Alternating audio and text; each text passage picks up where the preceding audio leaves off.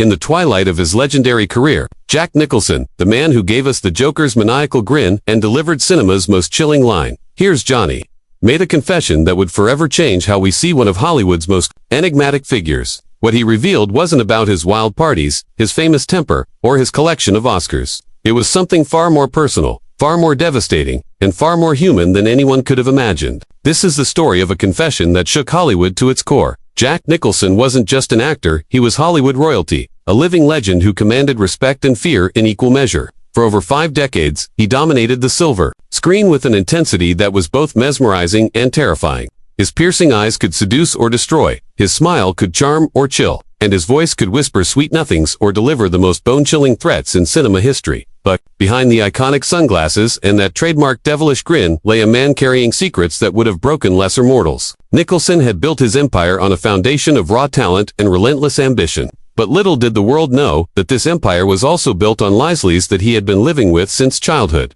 The Hollywood Hills mansion, the Lakers, courtside seats, the endless parade of beautiful women, it all seemed like the perfect life. Yet, as Nicholson himself would later reveal, perfection was just another performance, another role he played to hide the truth that ate away at him every single day. The man who had made a career out of playing characters on the edge was himself, teetering on a precipice that no amount of fame or fortune could help him navigate. As the years passed and his legendary status grew, so did the weight of his secret. Every award acceptance speech, every interview, every public appearance was a masterclass in deception. He had become so skilled at hiding his pain that even those closest to him had no idea of the internal war raging within one of cinema's greatest talents. To understand the magnitude of Nicholson's confession, we must travel back to Neptune City, New Jersey. In 1937, it was here that a baby boy was born into what appeared to be a typical working-class family. John Joseph Nicholson entered the world, believing that June Frances Nicholson was his mother, and that John Joseph Nicholson Sr., who had abandoned them, was his father. But reality, as young Jack would eventually discover, was far more complicated,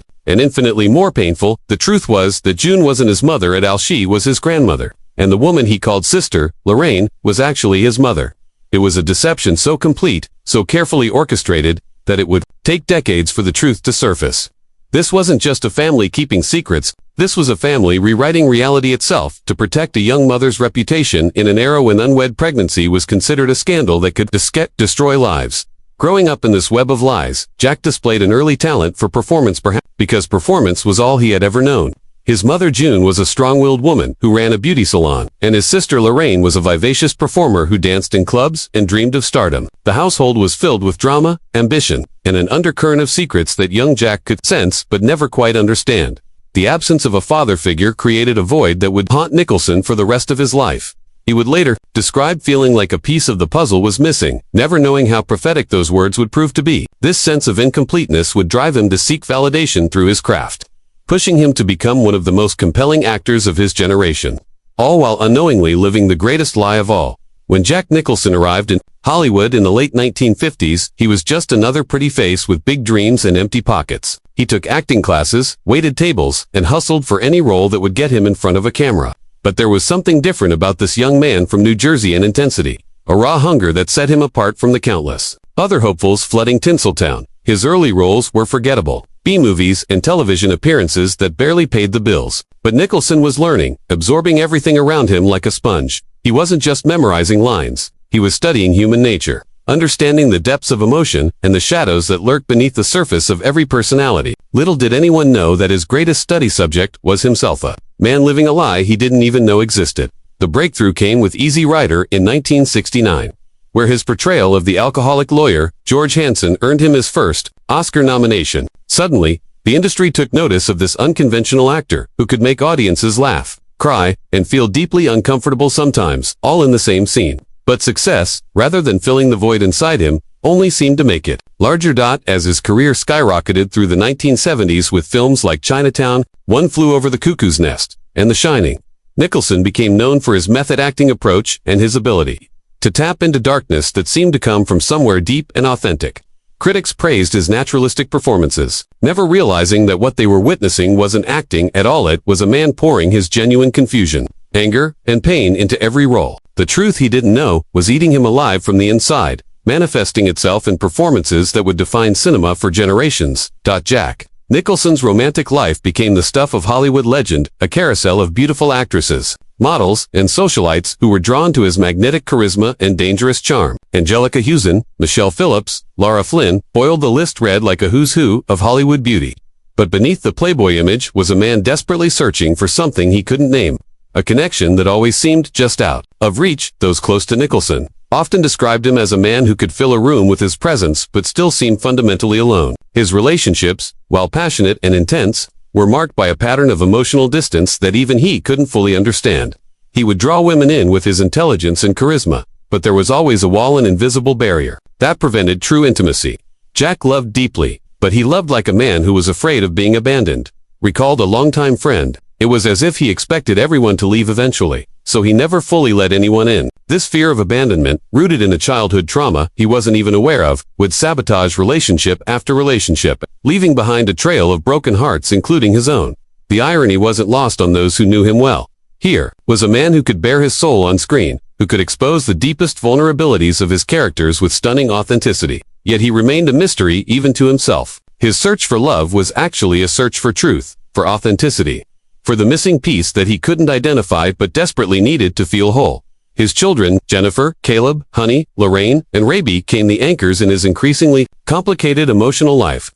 Yet, even with them, there was a distance, a sense that their father was always performing, always holding something back. They loved him fiercely, but they also sensed the sadness that seemed to follow him like a shadow, the weight of secrets that he carried without even knowing their nature. What made Jack Nicholson's performances so compelling wasn't just his natural talent, it was his ability to tap into a well of authentic emotion that ran deeper than most actors dared to go. His preparation for roles became legendary in Hollywood. He would disappear into characters, living and breathing their realities until the line between Jack Nicholson and his roles blurred into something powerful and sometimes frightening.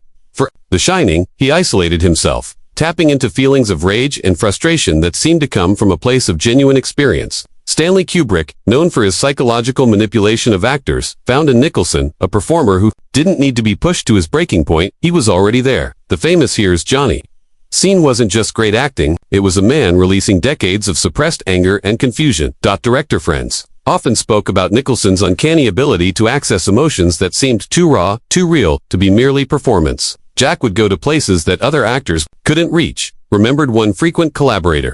But sometimes, watching him work, you got the sense that he was surprising himself with what came up from inside. The characters he chose to play often reflected his own internal struggles, men on the edge, outsiders fighting systems they couldn't beat, rebels without causes they could articulate. Whether it was McMurphy in One Flew Over the Cuckoo's Nest, or the Joker in Batman, Nicholson was drawing from a deep well of authentic alienation and rage that resonated with audiences because it was genuine.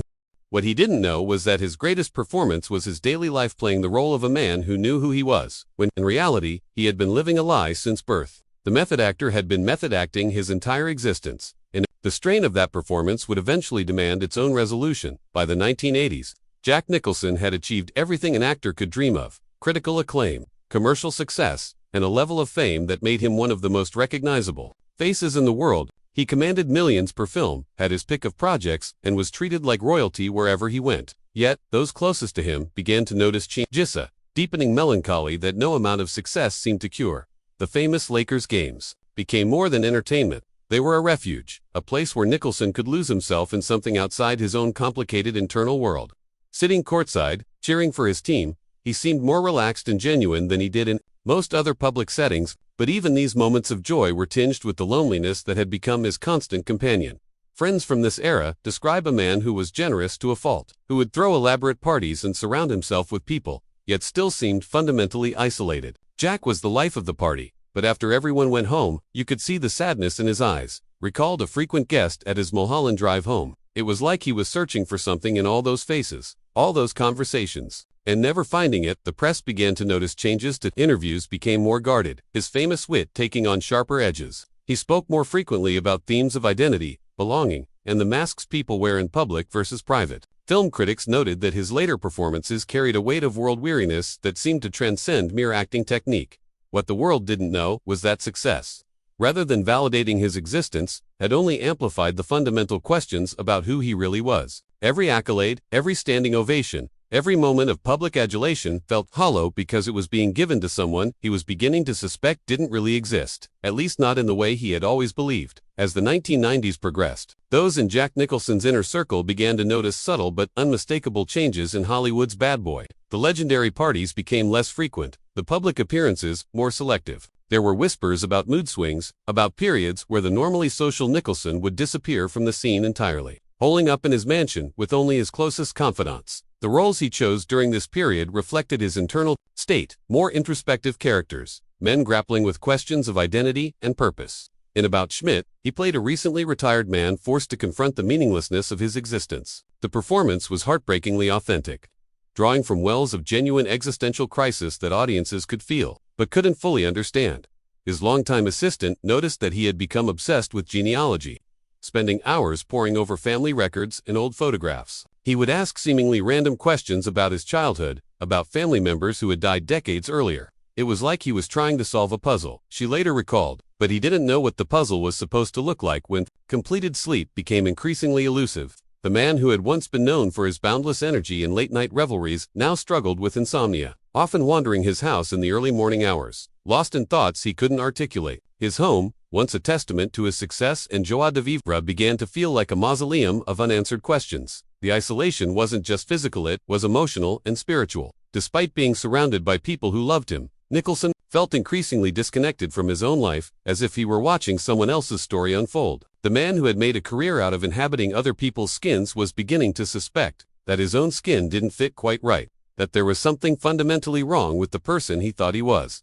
The breaking point came in the early 2000s, when a determined reporter began investigating Hollywood family secrets for a major publication. What started as a routine celebrity genealogy piece quickly transformed into something much more significant when discrepancies in Jack Nicholson's birth records began to surface. The reporter, following leads that seemed insignificant at first, stumbled upon a truth that would shatter everything Nicholson thought he knew about himself. The investigation revealed hospital records, birth certificates, and testimonies from Neptune City residents who remembered the Nicholson family differently than the official story. Slowly, painstakingly, the truth began to emerge. June Nicholson wasn't Jack's mother, she was his grandmother. Lorraine, the woman he had called sister his entire life, was actually his mother. The deception had been so complete, so carefully maintained, that even some family members had forgotten the original truth when the reporter approached Nicholson's representatives with these findings. The reaction was swift and decisive, an immediate request for privacy and time to process information that would fundamentally alter the actor's understanding of his own existence. For a man who had built his career on authenticity, on digging deep into the truth of human experience, this revelation was more than shocking, it was devastating. The cruel irony wasn't lost on anyone involved. Jack Nicholson, the man who had made a living peeling back the layers of pretense and revealing uncomfortable truths, had been living the ultimate lie without even knowing it. Every performance, every interview where he spoke about his childhood, every moment where he referenced his family history, all of it had been built on a foundation of deception that he himself had believed completely. The weight of this discovery hit him with the force of a tidal wave. At 66 years old, everything he thought he knew about his origins, his family, his very identity, was suddenly called into question. The missing piece he had felt his entire life finally had a name, but the knowledge brought no a grief so profound that it would change him forever. The days following the revelation were some of the darkest in Jack Nicholson's life. The man who had faced down directors, critics, and the pressures of superstardom found himself completely unprepared for this most personal of confrontations. Every family photo took on new meaning. Every childhood memory had to be through this shocking new lens. The woman he had mourned as his beloved sister, Lorraine, had actually been his mother, a mother who had made the ultimate sacrifice, giving up her claim to him so he could have a more stable life. The woman he had called mother, June, had been the grandmother who loved him enough to raise him as her own son, creating an elaborate fiction to protect both him and Lorraine from the social stigma of unwed motherhood in the 1930s. Friends describe this period as watching a man rebuild his entire sense of self from the ground up. The questions that had haunted him suddenly had answers, but those answers brought their own devastating implications. Why hadn't anyone told him? Had his entire family been complicit in this deception? What other truths had been hidden from him? The impact on his professional life was immediate and profound. Projects were quietly postponed as Nicholson struggled to come to terms with his new reality. The actor who had always been able to access deep wells of emotion for his roles now found himself drowning in feelings he couldn't control or channel. The method that had served him so well throughout his career, drawing from personal experience, suddenly felt like a cruel joke. Most painfully of all was the realization that he could never confront the people who had made this decision. June had died in 1963, and Lorraine in 1963, both taking their secret to the grave. The conversations he desperately needed to have, the questions he needed answered, would forever remain unspoken. He was left to grapple with this revelation entirely alone, without the possibility of closure or explanation from the people who had shaped his entire understanding of reality. The revelation about his true parentage sent shockwaves through every relationship in Jack Nicholson's life. His children, who had grown up hearing stories about their grandfather and aunt, suddenly had to reconcile a completely different family history. The man they knew as their father, already complex and emotionally guarded, became even more withdrawn as he struggled to process this fundamental shift in his identity. His romantic relationships during this period were marked by a new kind of distance. How could he trust his feelings for anyone when he had been so completely deceived about the most basic facts of his own existence? The walls he had built around his heart, already formidable, became nearly impenetrable as he questioned everything he thought he knew about love, family, and truth. Hollywood friends noticed the change immediately. The legendary wit became sharper, more cutting. The charm that had made him the center of every party was still there, but it felt more performative, more desperate. It was like watching someone trying to convince themselves that they still existed, recalled one longtime friend. Jack was going through the motions of being Jack Nicholson, but you could see he wasn't sure who that person really was anymore. Professional relationships suffered as well. Directors who had worked with him for decades found him more unpredictable, more likely to disappear into dark moods that could last for days. His preparation for roles became even more intense and isolating, as if he was trying to lose himself completely in other people's identities because his own had become too painful to inhabit. The paparazzi and entertainment press, always hungry for Nicholson's stories, sensed something had changed but couldn't identify what. The man who had always been accessible, who enjoyed the game of celebrity, became increasingly reclusive. Public appearances were carefully orchestrated affairs where the mask of the public persona was maintained. But those who knew him well could see the cracks underneath. With the shocking truth about his mother and grandmother finally revealed, Jack Nicholson embarked on perhaps the most important role of his life. Detective in the search for his real father's identity. The man who had spent decades inhabiting other people's stories now had to investigate his own, following leads that were decades old and often dead ends. The search was both methodical and obsessive. Private investigators were hired, genealogy experts consulted, and every possible record from the 1930s Neptune City area was examined. The investigation revealed a complex web of relationships and possibilities, but no definitive answers. Several men emerged as potential candidates, some who had been involved with Lorraine during the relevant timeframe, but none could be confirmed beyond doubt.